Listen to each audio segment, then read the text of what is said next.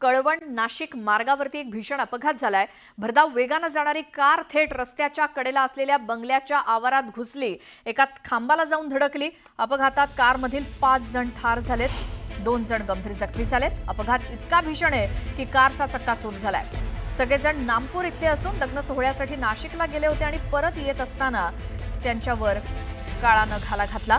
चालकाचं गाडीवरचं नियंत्रण सुटलं आणि हा अपघात झाल्याची माहिती मिळाली आहे।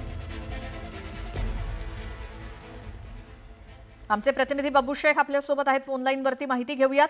बाबू, कधी झालेला हा अपघात आहे आणि आत्ताची परिस्थिती काय? श्वेता, हा रात्री झालेला अपघात आहे आणि विशेष म्हणजे आताच उपचारादरम्यान एका बालकाचा मृत्यू झाला आहे। त्याच्यामुळे या अपघातात ठार झालेल्यांची संख्या जी आहे ती 6 झालेली आहे। त्याच्यात 3 महिला, 2 लहान बालक आणि चालकाचा समावेश आहे।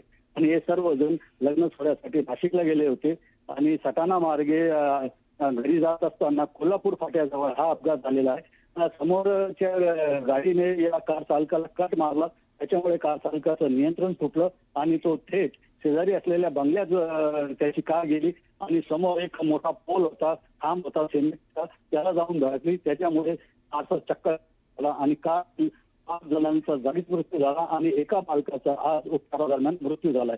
एकूण मयतांची संख्या 6 झालेली आहे। पोलिसांनी या प्रकरणी गुन्हा दाखल करून तपास सुरू केलेला आहे। बाबू, धन्यवाद या सगळ्या माहितीसाठी।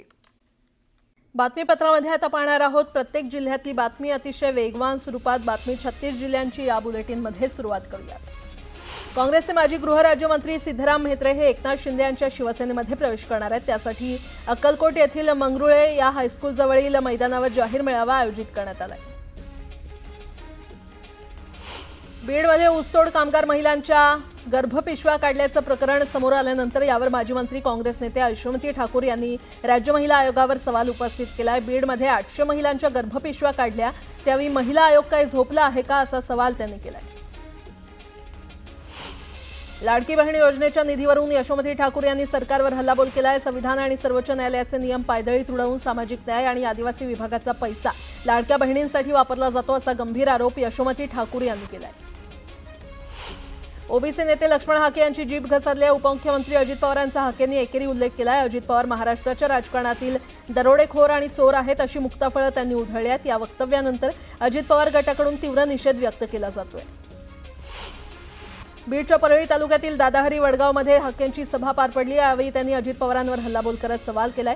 सारथीला हजारो कोटींचा निधी देता मग महाज्योतीला पैसे देताना हात का आखडतो, असा सवाल हाकेंनी केला। हिंगोली जिल्ह्यामध्ये काँग्रेस पक्षाला आणखी एक धक्का बसलाय। काँग्रेसचे युवक आघाडीचे जिल्हाध्यक्ष बालाजी कर्डिले यांनी बुधवारी ठाकरेंच्या शिवसेनेमध्ये प्रवेश घेतला। मुंबईमध्ये पक्षप्रमुख उद्धव ठाकरे यांच्या हस्ते त्यांनी शिवबंधन बांधलं। तुळजापूर ड्रग्ज प्रकरणाच्या मुद्द्यावरून ठाकरेंच्या शिवसेनेचे 2 आमदार आणि 1 खासदार मुख्यमंत्र्यांची भेट घेणार आहेत। पोलीस तपासातील चार्जशीटमध्ये मुख्य आरोपी सूत्रधार पोलिसांनी जाणीवपूर्वक वगळल्याचा आरोप आमदार कैलास पाटील यांनी केला आहे। त्यामुळे हा तपास संशयास्पद असल्यानं तपास यंत्रणा बदलण्याची मागणी यावेळी ते करण्यात येणार आहे। इंदिरा गांधींच्या मंत्रिमंडळात राज्यमंत्री राहिलेले अरविंद नेताम आज संघाच्या कार्यक्रमात प्रमुख अतिथी म्हणून उपस्थित राहणार आहेत। अखिल भारतीय पातळीवरील कार्यकर्ता विकास वर्ग द्वितीयचा आज रेशीम बागेत समारोप सरसंघचालक मोहन भागवत मार्गदर्शन करणार आहेत।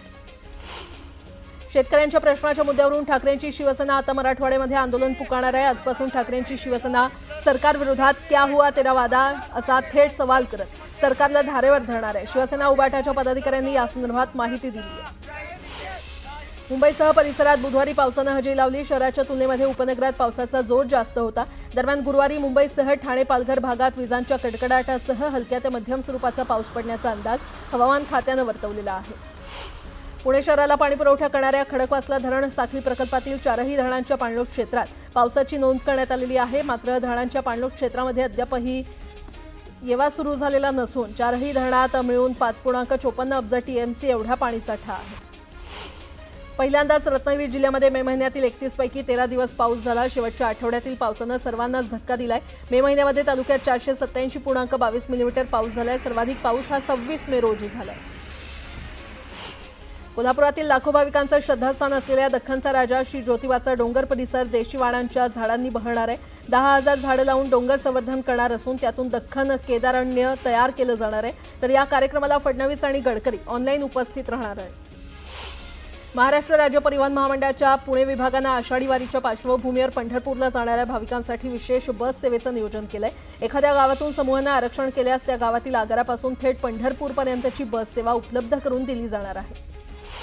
रिक्षा भाडेवाढीला मंजुरी मिळाल्यानंतर 26,000हून अधिक रिक्षा चालकांनी मीटरचं अद्ययावतीकरण केलेलं नाही आणि त्यामुळे मनमानी पद्धतीनं भाडेवसुली करणाऱ्या अशा मुजोर रिक्षा चालकांना ठाणे प्रादेशिक परिवहन खात्याकडून प्रतिदिन दंड लावण्यात येणार आहे. पुणे महापालिकेमध्ये तब्बल 7,336 पदं रिक्त आहेत आणि गेल्या काही वर्षात महापालिकेतून सेवानिवृत्त होणाऱ्यांची संख्या वाढली आहे. त्या तुलनेमध्ये मात्र नोकर भरती कमी प्रमाणात होत असल्यानं रिक्त पदांची संख्या वाढली आहे. मोठ्या प्रमाणात पदं रिक्त असल्यानं कमी कर्मचाऱ्यांमध्ये महापालिकेचा कारभार चालवण्याचं आव्हान प्रशासनापुढे आहे. विक्रोळी कन्नमवार नगर येथील बेस्ट बसनं रस्त्यावरून जाणाऱ्या एका महिलेला धडक दिली. या प्रकरणी पोलिसांनी बस चालकाला ताब्यात घेतलंय. मीरा भाईंदर शहरातील धोकादायक आणि अनधिकृत इमारतींच्या पुनर्विकासासाठी राज्य सरकारनं 2 वर्षांपूर्वी लागू केलेली क्लस्टर योजना अद्यापही केवळ कागदावरच राहिल्यानं रहिवाशांमध्ये तीव्र नाराजी पाहायला मिळते. या पार्श्वभूमीवर नरेंद्र मेहता यांच्या नेतृत्वाखाली भाजपच्या शिष्टमंडळानं पालिका आयुक्तांची भेट घेतली. वसईच्या गोल्डन ट्युलिप हॉटेलच्या बाजूला असलेल्या कंपनीच्या पहिल्या माळ्यावर भीषण आग लागली होती. अग्निशमन दलाकडून आग विझवण्यात आली असून यामध्ये सुदैवानं कोणतीही जीवितहानी झाली नाही. मात्र आगीचं कारण अद्याप अस्पष्ट आहे. नवी मुंबईतील MVA बंटाय म्हणून प्रसिद्ध असलेल्या रॅपर बिलाल शेख याला 1 कोटी रुपयांच्या खंडणीसाठी जीवे ठार मारण्याची धमकी देण्यात आली होती. धमकी देणाऱ्या या आरोपीला पोलिसांनी आसाममधून अटक केली आहे.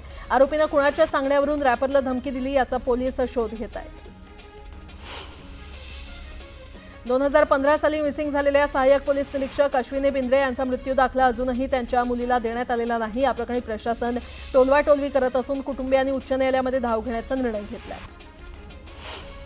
कल्याणमधील शिवकालीन ऐतिहासिक दुर्गाडी किल्ल्याची संरक्षक भिंत कोसळली. सार्वजनिक बांधकाम खात्याकडून किल्ल्याच्या देखभाल दुरुस्तीचं काम सुरू असताना ही भिंत कोसळली. आमदार विश्वनाथ भोईर यांची ठेकेदारावर आगपाखड केली असून निकृष्ट दर्जाचं काम केल्याचा आरोप केलाय. राज्यातील वनाच्छादनाची टक्केवारी वाढवण्यासाठी हरित महाराष्ट्र समृद्ध महाराष्ट्र या अभियानांतर्गत यावर्षी राज्यात 10 कोटी वृक्ष लागवड करण्यात येणार असल्याची घोषणा मुख्यमंत्री फडणवीसांनी केली आहे. पुढील वर्षी देखील 10 कोटी वृक्ष लागवड करण्याचं उद्दिष्ट असल्याचं फडणवीसांनी जाहीर केलंय. पुणे शहरात रात्री 1:30 वाजल्यानंतर पब आणि बार सुरू असल्याचं आढळल्यास संबंधित पोलीस ठाण्याच्या वरिष्ठ पोलीस निरीक्षकाला थेट जबाबदार धरलं जाईल. त्यांच्यावर आवश्यक ती कारवाई केली जाईल असा स्पष्ट इशारा पोलीस आयुक्त अमितेश कुमार यांनी दिलाय. केंद्रीय रेल्वे मंत्री अश्विनी वैष्णव यांनी रेल्वे कनेक्टिव्हिटी आणि मालवाहतूक कार्यक्षमता वाढवण्याच्या दिशेनं एक मोठं पाऊल उचललंय. मध्य रेल्वे अंतर्गत 128.78 कोटी खर्चाच्या मिरज कॉर्ड लाईन प्रकल्पाला मान्यता देण्यात आली आहे. कल्याण डोंबिवली पालिका हद्दीमध्ये कोरोना रुग्णांची संख्या दिवसेंदिवस वाढते. असं असताना कोरोनानं आणखी एका व्यक्तीचा उपचारादरम्यान मृत्यू झाला आहे. त्यामुळे कोरोनामुळे मृत्यू झालेल्यांची संख्या 3 वर गेली आहे. MIT WPUच्या अभ्यासानुसार पुण्यातील हरित पट्ट्यांची कार्बन शोषण करण्याची क्षमता तब्बल 34% घटलेली आहे. त्यामुळे पुण्याची ग्रीन सिटी म्हणून असणारी ओळख आता पुसली गेली आहे. पुणे महापालिकेच्या विद्युत खात्यानं शहरातील अनधिकृत फलक आणि त्यांच्या विद्युत जोडणीची तपासणी करण्याचा निर्णय घेतलेला आहे. बेकायदा फलक आढळल्यास संबंधित व्यक्ती संस्थांवर दंडात्मक कारवाई केली जाणार आहे. केंद्रीय अर्थमंत्री निर्मला सीतारामन येत्या 10 जून रोजी सर्व वित्तीय नियामकांच्या प्रमुखांसह बैठक घेणार आहेत. वित्तीय स्थिरता आणि विकास परिषदेची ही बैठक मुंबईमध्ये पार पडणार आहे. आणि आता एक मोठी बातमी. LOC ओलांडून पाकिस्तानात जाणाऱ्या सुनीता या महिलेच्या मोबाईलच्या तपासणीतून धक्कादायक बाब समोर आली आहे. तिच्या मोबाईलमधून 2 संशयास्पद पाकिस्तानी ॲप्स आढळलेले आहेत.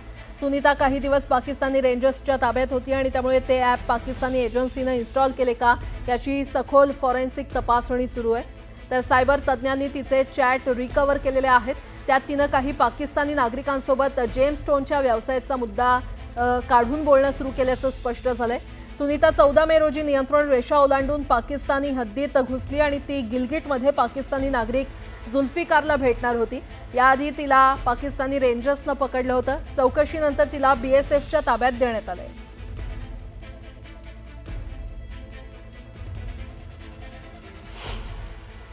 ठाणे मुंबईमध्ये स्वबळावर निवडणुका लढण्याच्या दृष्टीनं भाजपनं चाचपणी सुरू केली असून त्याच अनुषंगानं ठाण्यामध्ये उद्या कोकण विभागाची बैठक भाजपनं आयोजित केली आहे. या बैठकीमध्ये आगामी पालिका निवडणूक स्वबळावर लढवण्याच्या दृष्टीनं चर्चा होणार असल्याची माहिती सूत्रांनी दिली आहे. वसुंधरेच्या संवर्धनासाठी ग्राहकांनी गो ग्रीन सेवेचा पर्याय निवडल्यास त्यांना दरमहा छापील कागदी बिलाऐवजी ईमेलद्वारे वीज बिल पाठवलं जातं. त्या बदल्यात ग्राहकांना तात्काळ वीज बिलात एक रकमी 120 रुपये सूट दिली जाते आणि आतापर्यंत 3 कोटींपैकी 6,16,000 लघुदाब ग्राहकांनी या योजनेचा लाभ घेतलाय, अशी माहिती महावितरणानं दिली आहे. छत्रपती संभाजीनगरमध्ये शेतकऱ्यांचे विविध योजनांचे अनुदान रखडलेलं आहे आणि शेतकऱ्यांनी गायगोठा, फळबाग लागवड, विहीर इत्यादी कामं योजनेच्या माध्यमातून केली आहेत. मात्र त्याचे पैसे त्यांच्या खात्यात जमा होत नसल्यानं खरीपाच्या पेरण्या कशा करायच्या असा प्रश्न शेतकऱ्यांसमोर पडलाय. छत्रपती संभाजीनगरमध्ये महाविद्यालयातील पदव्युत्तरच्या 196 विभागांची तपासणी करण्याचा निर्णय कुलगुरूंनी घेतलाय. विद्यापीठाच्या कार्यक्षेत्रातील 1 आणि विद्यापीठाच्या बाहेरील 1 असे 2 प्राध्यापकांच्या समितीकडून 10 जूनपासून तपासणी होणार असून त्यानंतरच पदव्युत्तरचे प्रवेश होणार आहेत. जळगावच्या भुसावळ येथे माहेश्वरी उत्सवानिमित्त भव्य शोभायात्रा काढण्यात आली. 5 दिवस सुरू असलेल्या या उत्सवात आरोग्य शिबिर, लेझिम नृत्य आणि विविध कार्याक्रमांचं आयोजन करण्यात आलं. शोभायात्रेमध्ये महिलांचा मोठ्या प्रमाणात सहभाग घेतला असून राधेश्याम लाहोटीसह महेश्वरी समाज सहभागी झाले. वर्धा शहरामध्ये दहशत निर्माण करण्याच्या उद्देशानं गुन्हे करणाऱ्या संघटित गुन्हेगारांवर 2 वर्षांसाठी तडीपारीचा आदेश काढण्यात आलेला आहे. 7 गुन्हेगारांना 2 वर्षांसाठी जिल्ह्यातून हद्दपार करण्यात आलं असून यामध्ये 2 महिला गुन्हेगारांचा समावेश आहे. तर सहाय्यक पोलीस निरीक्षकांनी आरोपींविरोधात कारवाई करून हद्दपारीचा प्रस्ताव वरिष्ठांकडे सादर केलाय.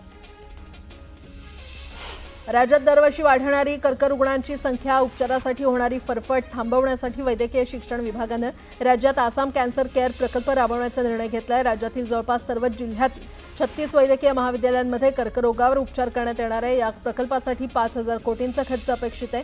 त्याबाबतचा प्रस्ताव वैद्यकीय शिक्षण खात्यानं मंत्रिमंडळाकडे सादर केलाय. राज्यातील ITIमध्ये या शैक्षणिक वर्षापासून 6 नवीन अत्याधुनिक अभ्यासक्रम सुरू करण्यात येणार आहेत. 6 महिने ते 2 वर्ष असा त्यांचा कालावधी असेल, अशी माहिती राज्याचे कौशल्य विकास मंत्री मंगलप्रभात लोढा यांनी दिली आहे.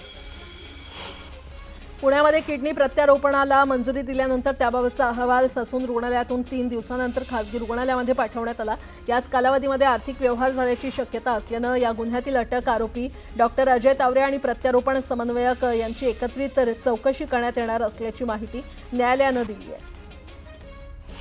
भारतातील सेवा व्यवसायातील खरेदी व्यवस्थापकांचा कल दर्शवणारा HSBC इंडिया सर्व्हिसेस PMI निर्देशांक मे महिन्यामध्ये किंचित वाढीसह 58.8 गुणांवर नोंदला गेलाय. एप्रिलमध्ये हा गुणांक 58.7 गुणांवर होता.